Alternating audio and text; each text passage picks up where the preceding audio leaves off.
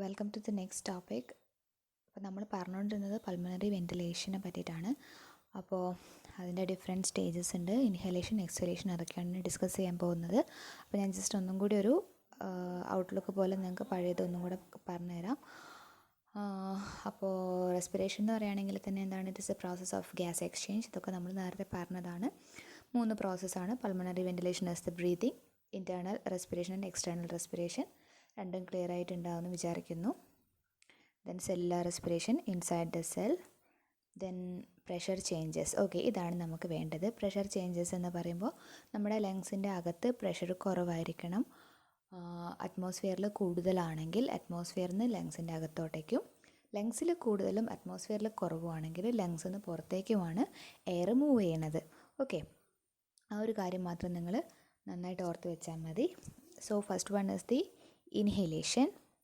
Inhalation, otherwise known as inspiration, that is breathing in. നമ്മൾ അകത്തേക്ക് ശ്വാസം എടുക്കുന്നതിനാണ് ബ്രീത്തിങ് ഇൻ എന്ന് പറയാം. അപ്പോൾ ജസ്റ്റ് ബിഫോർ ഇൻഹലേഷൻ, നമ്മൾ ജസ്റ്റ് ശ്വാസം എടുക്കുന്നതിൻ്റെ മുന്നേ എന്തായിരിക്കും, പ്രഷർ, നമ്മുടെ ലങ്സിലും അറ്റ്മോസ്ഫിയറിലുമുള്ള പ്രഷർ നോർമൽ ആയിരിക്കും, രണ്ടും ഈക്വൽ ആയിരിക്കും. അപ്പോൾ ഈ അറ്റ്മോസ്ഫിയറിക് പ്രഷർ എന്ന് പറഞ്ഞാൽ 1 atm അല്ലെങ്കിൽ 760 mmHg, അതാണ് 1 atm എന്ന് പറഞ്ഞാൽ 1 അറ്റ്മോസ്ഫിയറിക് പ്രഷർ. ഓക്കെ, അപ്പോൾ ഇൻഹലേഷൻ എന്ന് പറഞ്ഞാൽ അകത്തേക്ക് വരികയല്ലേ. അപ്പോൾ അകത്തേക്ക് വരുമ്പോൾ എന്താവണം, ലങ്സിനകത്തുള്ള അല്ലെങ്കിൽ ആൽവിയോളയ്ക്കകത്തുള്ള പ്രഷർ കുറയണം. എപ്പോഴാണോ ഈ പ്രഷർ കുറയണത്, 760 mmHgനെക്കാട്ടും റെഡ്യൂസ് ആവുന്നത്, അപ്പോഴാണ് പുറത്തുനിന്ന് അകത്തോട്ടേക്ക് എയർ പാസ് ചെയ്യുക. Okay, for airflow inside the lungs, the pressure in the alveoli should be less than that of the atmospheric pressure. This is achieved by increasing the volume of lungs. ഈ പിക്ചറും നിങ്ങൾ ഇന്നലെ കണ്ടതാണ്. Pressure കുറയണമെങ്കിൽ volume എന്ത് ചെയ്താൽ മതി, increase ചെയ്താൽ മതി. So volume, ഈ ലങ്സിൻ്റെ വോളിയം ഇൻക്രീസ് ചെയ്യാൻ വേണ്ടി നമ്മളെ കുറച്ച് മസിൽസ് ഹെൽപ്പ് ചെയ്യുന്നുണ്ട്. അതിൽ മെയിനായിട്ട് വരുന്നത് diaphragm and intercostal muscles. Okay, ഇവർ രണ്ടുപേർക്കാണ് മെയിനായിട്ട് ആക്ഷൻ ഉള്ളത്. ഇത് മാത്രം എടുത്ത് ചോദിക്കാറുണ്ട്, muscles involve in the respiration എന്ന് പറഞ്ഞിട്ട്. ഓക്കെ, അപ്പോൾ ഫസ്റ്റ് നമ്മൾ പറയുന്നത് ഡയഫ്രത്തിൻ്റെ റോൾ എന്താണെന്നാണ്. ഡയഫ്രത്തിൻ്റെ പിക്ചർ നിങ്ങളിവിടെ കണ്ടല്ലോ. ഇത് ഈ ഡോം ഷേപ്ഡ് സ്ട്രക്ചറാണ് ഡയഫ്രം. അപ്പോൾ ഏതാണ്ട് നമ്മുടെ ലങ്സിൻ്റെ സൈഡിലായിട്ട് താഴത്തായിട്ടാണ് അത് വരുന്നത്. ലങ്സിൻ്റെ ബേസാണ് ഡയഫ്രത്തിൻ്റെ മുകളിൽ റെസ്റ്റ് ചെയ്യുന്നത്. ഓക്കെ, അപ്പോൾ നമുക്കിനി ഡയഫ്രത്തിനെ പറ്റി പറയാം. The diaphragm, it is a dome-shaped skeletal muscle that forms the base of the thoracic cavity. നമ്മൾ നേരത്തെ പറഞ്ഞതാണ് ലങ്സിൻ്റെ ബേസ് റെസ്റ്റ് ചെയ്യുന്നത് ഡയഫ്രത്തിൻ്റെ മുകളിലാണെന്ന്. അപ്പോൾ തന്നെ നമുക്ക് മനസ്സിലാവും, ഡയഫ്രം മുകളിലേക്കും താഴേക്കും നീങ്ങുന്നതിനനുസരിച്ചിട്ട് ലങ്സ് കോൺട്രാക്ട് ചെയ്യുകയും റിലാക്സ് ചെയ്യുകയും ചെയ്യും. Okay, the contraction of diaphragm causes it to fallen, lowering its dome and increases the vertical diameter of the thoracic cavity. thoracic cavity എന്ന് പറഞ്ഞാൽ നിങ്ങൾക്ക് അറിയാമല്ലോ, നമ്മുടെ റിബ് കേജ് എല്ലാം വരുന്ന ആ ഒരു ഏരിയനാണ് നമ്മൾ തൊറാസിക് ക്യാവിറ്റി എന്ന് പറയുക. അപ്പോൾ അതിൻ്റെ ഡയമീറ്റർ എന്താവുന്ന പറയണത്, ഇൻക്രീസ് ചെയ്യുന്ന പറയണത്. കാരണം ഡയഫ്രം താഴേക്ക് മൂവ് ചെയ്യല്ലേ, ഡയഫ്രം താഴേക്ക് മൂവ് ചെയ്യുമ്പോൾ ലങ്സും താഴത്തോട്ടേക്ക് മൂവ് ചെയ്യും. സോ ടോട്ടൽ അതിൻ്റെ ഡയമീറ്റർ, വോളിയം എല്ലാം ഇൻക്രീസ് ചെയ്യും. During normal inhalation diaphragm descends about 1 centimeter, producing a pressure difference of 1 to 3 mmHg and an inhalation of about 500 ml of air. Normal ബ്രീത്തിങ്ങിൻ്റെ സമയത്ത് അല്ലെങ്കിൽ ഇൻഹലേഷൻ്റെ സമയത്ത് ഡയഫ്രം എവിടെയാണോ നിൽക്കുന്നത് അവിടുന്ന് 1 centimeter താഴത്തോട്ടേക്ക് മൂവ് ചെയ്യും, അത്രേ ഉണ്ടാവും. അപ്പോൾ ഈ 1 centimeter താഴേക്ക് മൂവ് ചെയ്യുമ്പോൾ ഒരു ചെറിയൊരു പ്രഷർ ഡിഫറൻസ് ആണ് അവിടെ ഉണ്ടാവുന്നത്. That is 1 to 3 mmHg difference ആണ് ഉണ്ടാവുന്നത്. 760 mmHg ഉള്ളതിനേക്കാൾ എത്ര കുറയും, 1 മുതൽ 3 വരെ mmHg കുറയും. അപ്പോൾ ഒരു നോർമലി അതിന് എത്രയാണോ കുറയണത് ആ പ്രഷർ ഡിഫറൻസിന് ഈക്വൽ ആയിട്ടുള്ള എയർ മാത്രമേ പുറത്തുനിന്ന് അകത്തേക്ക് വരൂ. അപ്പോൾ അത്ര mmHg കുറയുമ്പോൾ ഹാർഡ്ലി 500 ml ഓഫ് എയർ മാത്രമേ നമ്മുടെ ലങ്സിൻ്റെ അകത്തോട്ടേക്ക് വരാനുള്ള ചാൻസ് ഉള്ളൂ. ഓക്കെ, അത് നോർമൽ ഇൻഹലേഷൻ. പിന്നെ സ്റ്റേർണസ് ബ്രീത്തിങ് എന്ന് വെച്ചാൽ നമ്മൾ വീണ്ടും ശ്വാസം എടുത്ത് വലിക്കുമ്പോൾ, പക്ഷെ നോർമൽ അല്ല, നമ്മൾ ഫോഴ്സ്ഫുള്ളി ബ്രീത്ത് ചെയ്യുമ്പോൾ ഡയഫ്രം ഡിസെൻഡ്സ് അബൌട്ട് 10 centimeter. അപ്പോൾ നല്ലോണം അത് താഴാൻ ചാൻസ് ഉണ്ട്. Produces A pressure difference of 100 mmHg and an inhalation of 2 to 3 liter of air.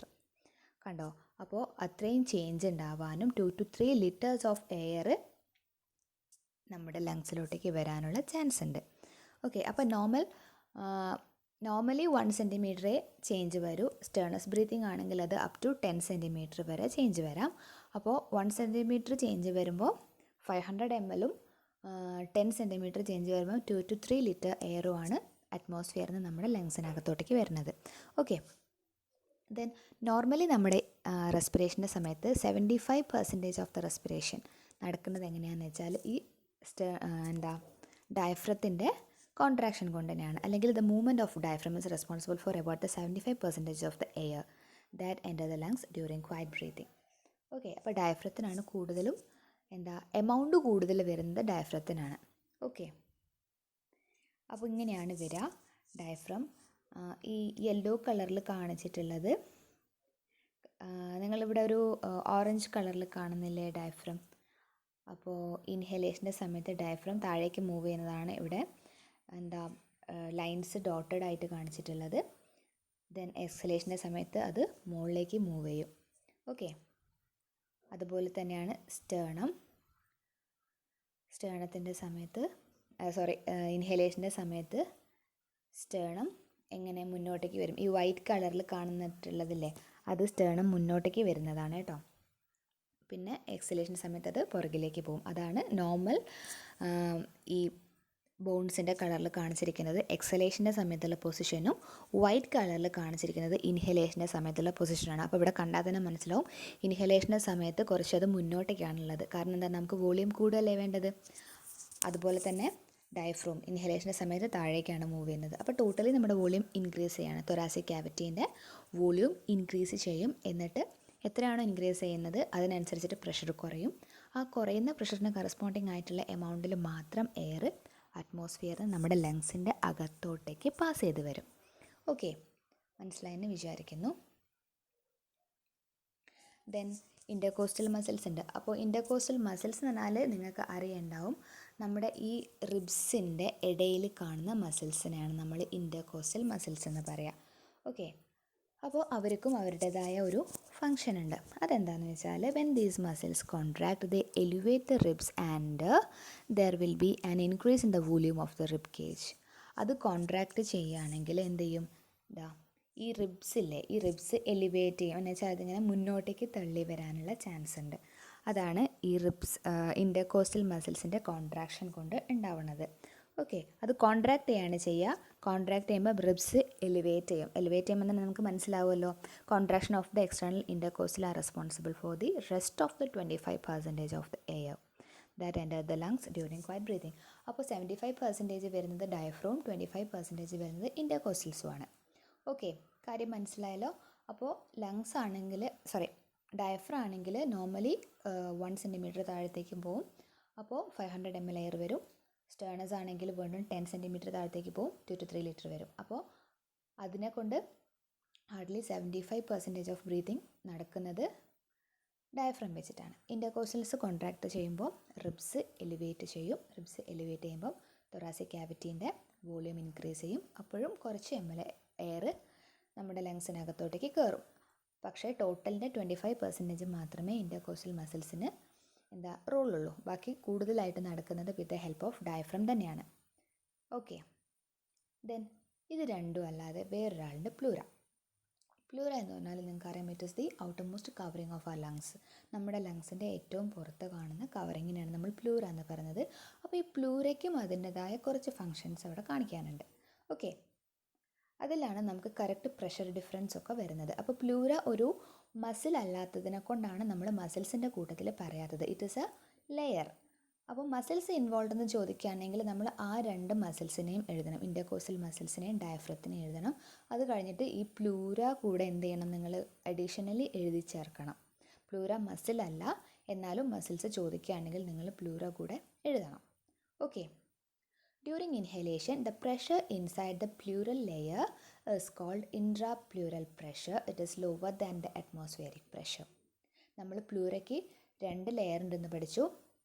ആ ലെയറിൻ്റെ ഉള്ളിൽ പ്ലൂറൽ ഫ്ലൂയിഡ് ഉണ്ടെന്ന് പറഞ്ഞു, പ്ലൂറൽ ക്യാവിറ്റി ആണെന്ന് പറഞ്ഞു. അപ്പോൾ അതിൻ്റെ ആ പ്ലൂറൽ ക്യാവിറ്റിക്ക് ഉള്ളിലുള്ള പ്രഷറിനെയാണ് നമ്മൾ പറയുന്നത് ഇൻട്രാപ്ലൂറൽ പ്രഷർ. ആ ഇൻട്രാപ്ലൂറൽ പ്രഷർ അറ്റ്മോസ്ഫിയറിക് പ്രഷറിനെക്കാട്ടും കുറവായിരിക്കും ഇൻഹലേഷൻ്റെ സമയത്ത്. ഓക്കെ, നോർമലി അങ്ങനെ തന്നെയാണല്ലോ നമുക്ക് വേണ്ടത്. പുറത്തതിനെക്കാട്ടും പ്രഷർ അകത്ത് കുറയാണ് വേണ്ടത്. അപ്പോൾ ഇവിടെ ലങ്സിൻ്റെ സൈഡിലുള്ള ഇൻട്രാപ്ലൂറൽ പ്രഷറും കുറവായിരിക്കും. അപ്പോൾ എന്ത് പറ്റും? ഒബ്വിയസ്ലി പുറത്തുനിന്ന് അകത്തേക്ക് വരണം, അതാണ് നമ്മുടെ ആവശ്യം. Okay, so just before inhalation, the pressure is just below 4 mmHg as that of the atmospheric pressure. 4 mmHg വരെ കുറവായിരിക്കും. അപ്പോൾ 716 അത്രയും കുറയുമ്പോൾ 756 mmHg ആയിരിക്കും intrapleural pressure just before inhalation. Okay, then diaphragm and okay, as the diaphragm and external intercostals contract, the alveolar wall of the thoracic cavity, the overall size of the thoracic cavity increases. The volume of the pleural cavity also increases, which causes the intrapleural cavity decreases to 754 mmHg. അപ്പം normally നിൽക്കുകയാണെങ്കിൽ 756 mmHg ആയിരിക്കും നമ്മുടെ ഇൻട്രാപ്ലൂറൽ pressure. പ്ലൂറയുടെ ക്യാവിറ്റിക്ക് ഉള്ളിലുള്ള pressure 4 mmHg കുറവായിരിക്കും. അപ്പോൾ ഈ diaphragm ഇൻ്റർകോസ്റ്റൽസും ഒക്കെ move ചെയ്യുമ്പോൾ ഇൻഹലേഷൻ്റെ സമയത്ത് അവർക്ക് കോൺട്രാക്ഷൻ ഉണ്ടാവുന്നില്ലേ? ആ കോൺട്രാക്ഷൻ ഉണ്ടാവുന്ന സമയത്ത് വീണ്ടും ഈ ഇൻട്രാപ്ലൂറൽ പ്രഷർ കുറയും. പ്രഷർ കുറയാണല്ലോ വേണ്ടത്. ഇത് കുറഞ്ഞിട്ട് 756 വീണ്ടും കുറഞ്ഞ് 754 mmHg ആയിട്ട് മാറും. Okay, during expansion of the thorax, the parietal and visceral pleura adhere tightly. Okay, കാരണം തൊറാക്സിൻ്റെ എക്സ്പാൻഷൻ അല്ലേ ഉണ്ടാവുന്നത്. അപ്പോൾ ഈ രണ്ട് പ്ലൂറൽ ലെയറും പാരൈറ്റൽ പ്ലൂറയും വിസറൽ പ്ലൂറയും, അതായത് രണ്ട് ലെയറാണ് നമ്മൾ നേരത്തെ പറഞ്ഞിട്ടുണ്ട്. അവർ രണ്ടും കൂടെ എന്ത് ചെയ്യും? അഡ്ഹിയർ ചെയ്യും. പക്ഷേ ഇതിൻ്റെ ഉള്ളിൽ ആ ഫ്ലൂയിഡ് ഉള്ളതിനെ കൊണ്ട് അങ്ങനെ തന്നെ അഡ്ഹിയർ ചെയ്ത് നിൽക്കില്ല, അത് പഴയ പോലെ തന്നെ ആവാനുള്ള ചാൻസ് ഉണ്ട്. അതിനാണ് നമ്മൾ നേരത്തെ പറഞ്ഞത് ഒരു സർഫസ് ടെൻഷൻ സർഫാക്റ്റൻസിൻ്റെ ഒക്കെ കാര്യം പറഞ്ഞത്. അപ്പോൾ ഇത്രയേ ഉള്ളൂ. പ്ലൂറയിൽ നോർമലി ഇൻട്രാപ്ലൂറൽ പ്രഷർ 756 mmHg ആയിരിക്കും, 4 mmHg കുറവാണ്. ഈ ഡയഫ്രോം ഇൻ്റർകോസ്റ്റൽസും കോൺട്രാക്ട് ചെയ്യുമ്പോൾ നമ്മുടെ തൊറാസിക് ക്യാവിറ്റീൻ്റെ വോളിയം ഇൻക്രീസ് ചെയ്യും. ആ സമയത്ത് ഈ ഇൻട്രാപ്ലൂറൽ പ്രഷർ വീണ്ടും കുറഞ്ഞ് 754 mmHg ആയിട്ട് മാറും. Okay, as the thoracic cavity expands, the parietal pleura lining the cavity pulled outward in all directions. Visceral pleura and lungs pulled along with it. കാരണം പ്ലൂറൽ ലെയർ എന്ന് പറഞ്ഞാൽ തന്നെ ഏറ്റവും ഔട്ടർ മോസ്റ്റ് അല്ലേ? അപ്പോൾ ഇവർ പുറത്തേക്ക് മൂവ് ചെയ്യാണ്, പുൾഡ് ഔട്ട്. കാരണം ടോട്ടൽ എക്സ്പാൻഷൻ ആകുമ്പം പുറത്തേക്ക് മൂവ് ചെയ്യും. അപ്പോൾ ലങ്സിൻ്റെ വോളിയം ഇൻക്രീസ് ചെയ്യും. അതാണ് വേണ്ടത്. എല്ലാ ഏരിയയിലോട്ടേക്കും അതെന്ത് ചെയ്യും? പുറത്തേക്ക് പുൾ ചെയ്തിട്ട് എടുക്കുകയാണ് ചെയ്യുക. As the volume of the lung increases in this way, the pressure inside the lungs, the alveolar pressure decreases from 760 to 758 mmHg. അപ്പോൾ ടോട്ടലി കണ്ടോ, കുറഞ്ഞു എല്ലാ കണ്ടീഷൻസിലും കുറയാണ് ചെയ്യുന്നത്. സോ ആൽവിയോളയ്ക്കകത്തും 758 mmHg ആയി. നമ്മൾ 754 പറഞ്ഞത് ഇൻട്രാപ്ലൂറൽ പ്രഷറാണ്, ഇതിപ്പോൾ ആൽവിയോളയ്ക്കുള്ളിലാണ് പറഞ്ഞത്. The pressure differences established in between lungs and the atmosphere and the inhalation happens. ഇതാണല്ലോ നമുക്ക് വേണ്ടത്. അപ്പോൾ ടോട്ടലി 756 ആവും, 758 ആവും, 754 ആവും. Okay, air continue to flow into the lungs when the pressure difference exist. ഇപ്പോൾ പ്രഷർ അറ്റ്മോസ്ഫിയറിലും ലങ്സിലും ഈക്വൽ ആവുന്നത് വരെ നമുക്ക് എന്ത് പറ്റും? അകത്തോട്ടേക്ക് പ്രഷർ കയറിക്കൊണ്ടേയിരിക്കും. എപ്പോഴാണോ ഈക്വൽ ആവുന്നത് അപ്പോഴാണ് ഇൻഹലേഷൻ സ്റ്റോപ്പ് ചെയ്യുക. ഓക്കെ, എന്നുവെച്ചാൽ എയർ അകത്തേക്ക് കയറി 760 mmHg ആവുന്നത് വരെ ലങ്സിൻ്റെ അകത്തോട്ടേക്ക് എയർ കയറിക്കൊണ്ടിരിക്കും. Okay, during deep forceful inhalation, accessory muscles of inhalation also participate in increasing the size of the thoracic cavity. ഇപ്പോൾ ചില സമയത്ത് നമുക്ക് നോർമൽ ഇൻസ്പിറേഷൻ മതിയാവില്ല, നമുക്ക് തന്നെ തോന്നും ഇനിയും എയർ എടുക്കണം തോന്നുമ്പോൾ നമ്മൾ എന്ത് ചെയ്യും? ശ്വാസം നല്ലോണം എടുത്ത് വലിക്കും. അപ്പോൾ ഈ സമയത്ത് വേറെയും കുറച്ച് മസിൽസ് കൂടെ നമ്മളെ ഹെൽപ്പ് ചെയ്യുന്നുണ്ട് ആ നോർമൽ ഇൻഹലേഷനെക്കാട്ടും കൂടുതൽ എയർ നമുക്ക് അകത്തോട്ടേക്ക് വരാൻ വേണ്ടിയിട്ട്. ആ മസിൽസാണ് sternocleidomastoid muscle, scalene muscle and pectoralis minor muscle. ഇതൊക്കെയാണ് 3 മസിൽസ്. ഫസ്റ്റ് കാണിച്ചിരിക്കുന്നത് പെക്ടോറാലിസ് മൈനർ, കണ്ടോ നമ്മുടെ ഈ റിബ്സിൻ്റെ പുറത്തുള്ള പെക്ടോറാലിസ്. ദെൻ സ്റ്റേർണോക്ലീഡോമാസ്റ്റോയിഡ്, ദെൻ പിന്നെ വരുന്നത് സ്കാലൈൻ മസിൽ ഇവിടെ 2-3 ടൈപ്പ് കാണിച്ചിട്ടുണ്ട്. അപ്പോൾ ഈ എല്ലാ മസിൽസുമാണ് നമ്മളെ ഫോഴ്സ്ഫുൾ ഇൻസ്പിറേഷന് വേണ്ടിയിട്ട് ഹെൽപ്പ് ചെയ്യുന്നത്. ഇപ്പോൾ കാര്യം മനസ്സിലായോ? 3 ആൾക്കാരാണ് ആക്ച്വലി നമുക്ക് ഇൻഹലേഷൻ്റെ സമയത്ത് കൂടുതലായിട്ട് ഹെൽപ്പ് ചെയ്യുക. ഒന്ന് വരുന്നത് ഡയഫ്രം, രണ്ടാമത് വരുന്നത് ഇൻ്റർകോസ്റ്റൽ മസിൽസ് അത് 2 ഉള്ളൂ. പിന്നെ വരുന്ന ആക്ഷൻ പ്ലൂറൽ എയർ ആണ്. അപ്പോൾ അതുകൊണ്ട് മസിലിൻ്റെ കൂട്ടത്തിൽ എഴുതരുത്, അതിന് വേറെ തന്നെ സെപ്പറേറ്റ് ആയിട്ട് നിങ്ങൾ എഴുതണം. Okay. Then next is breathing out or exhalation. ഇന്ന് പഠിച്ചാൽ നമുക്ക് ഔട്ട് പഠിക്കാൻ എളുപ്പമാണ്. കാരണം എന്തായിരിക്കും? കൂടുതലായിരിക്കും. പ്രഷർ എപ്പോഴാണോ കൂടുന്നത് അപ്പോൾ അറ്റ്മോസ്ഫിയറിനെക്കാട്ടും കൂടുമ്പോൾ ഇവിടെ നിന്ന് നേരെ പുറത്തേക്ക് എയർ പോകും. അത്രയേ ഉള്ളൂ. അതാണ് എക്സ്പിരേഷൻ. അപ്പോൾ the pressure in the lungs is greater than that of the atmospheric pressure. അത് എക്സലേഷൻ്റെ സമയം മാത്രമാണ് പറയണത്. Normal exhalation is the passive process എന്ന് പറഞ്ഞാൽ എന്താ? Without the use of any ATP molecules. കാരണം നോർമലി വോളിയം കൂടുമ്പോൾ അത് പുറത്തേക്ക് പോയിക്കോളും. അവിടെ വേറെ ATP യൂസേജ് ഒന്നും വരുന്നില്ല. No muscular contraction are actually involve. കാരണം എന്താണ്? നേരത്തെ കോൺട്രാക്ട് ചെയ്തപ്പോഴാണ് റിബ് കേജ് വലുതായത്. അപ്പോൾ ഇവർ റിലാക്സ് ചെയ്യുകയാണെങ്കിൽ ഉള്ള ഡയഫ്രോം ഇൻ്റർകോസ്റ്റൽസ് എല്ലാം റിലാക്സ് ചെയ്യണം. അപ്പോൾ അതുകൊണ്ട് അവിടെ ATPയുടെ യൂട്ടിലൈസേഷൻ വേണ്ട. അതൊരു പാസീവ് പ്രോസസ്സാണ്, എനർജി ഇല്ലാത്ത പ്രോസസ്സാണ്, എനർജി യൂട്ടിലൈസ് ചെയ്യാത്ത പ്രോസസ്സാണ് exhalation. Okay. Exhalation result from the elastic recoil of the chest wall and the lungs. Elastic recoil, നേരത്തെ കോൺട്രാക്ട് ചെയ്ത ആൾ പഴയ പോലെ തന്നെ റീകോയിൽ ചെയ്ത് വരികയാണ് ചെയ്യുക. Both of them have a natural tendency to spring back. അപ്പോൾ നേരത്തെ കോൺട്രാക്ട് ചെയ്ത മസിൽസിനെല്ലാം നാച്ചുറൽ ടെൻഡൻസി ഉണ്ട് ബാക്കിലേക്ക് വരാൻ തന്നെ. എങ്ങനെയാണോ ആയിരുന്നത് ആ പഴയ ഫോമിലോട്ടേക്ക് തന്നെ ഇവർ തിരിച്ചു വരും. Okay. The inwardly directed forces contribute the elastic recoil എന്ന് വെച്ചാൽ നമ്മളെ ഇലാസ്റ്റിക് റീകോയിലിന് വേണ്ടി ഹെൽപ്പ് ചെയ്യുന്ന ഫോഴ്സ് എന്ന് പറയുകയാണെങ്കിൽ the recoil of the elastic fibres they were stretched during inhalation. അപ്പോൾ ഇലാസ്റ്റിക് ഫൈബേഴ്സ് നേരത്തെ കോൺട്രാക്ട് ചെയ്ത് ഇലാസ്റ്റിക് ഫൈബേഴ്സിനൊരു റീകോയിൽ കപ്പാസിറ്റി ഉണ്ട്. അപ്പോൾ അവർ റീകോയിൽ ചെയ്യും. And the inward pull of the surface tension due to the film of alveolar fluid. ഇത് നമ്മൾ ആൽവിയോളാർ ഫ്ലൂയിഡ് നേരത്തെ പറഞ്ഞിട്ടുണ്ട്. ആൽവിയോളയ്ക്ക് parietal pleura, visceral pleura 2 layer ഉണ്ട്. അതിൻ്റെ ഉള്ളിലൊരു ഫ്ലൂയിഡ് ഉണ്ട്. ആ ഫ്ലൂയിഡിനൊരു സർഫസ് ടെൻഷൻ ഉണ്ട്. അപ്പോൾ നമ്മൾ ഇൻഹലേഷൻ്റെ സമയത്ത് ഈ 2 ലെയറും കൂടെ അഡ്ഹെയർ ചെയ്തു എന്ന് പറഞ്ഞിരുന്നു. ഇനി അഡ്ഹെയർ ചെയ്ത ആൾ തിരിച്ച് പഴയ പോലെ തന്നെ പോകണം. ഓക്കെ. പഴയ പോലെ തന്നെ പോകുന്നത് എങ്ങനെയാണെന്ന് വെച്ചാൽ അവിടെ ഒരു സർഫസ് ടെൻഷൻ ഉണ്ടാവും. അപ്പോൾ നോർമലി നിങ്ങൾക്കറിയാം, നമ്മളൊരു വാട്ടർ ഡ്രോപ്പ് എയറിലേക്ക് ത്രോ ചെയ്യുമ്പം അതിന് സ്ഫെറിക്കൽ ഷേപ്പാണെന്ന് നിങ്ങൾ പഠിച്ചിട്ടുണ്ടാവും. അതിൻ്റെ റീസൺ എന്താ? Surface tension. ഒരു വേറൊരു മീഡിയത്തിൽ വാട്ടർ സർഫസ് ടെൻഷൻ കുറയ്ക്കാൻ വേണ്ടിയിട്ട് നോക്കുകയാണ്.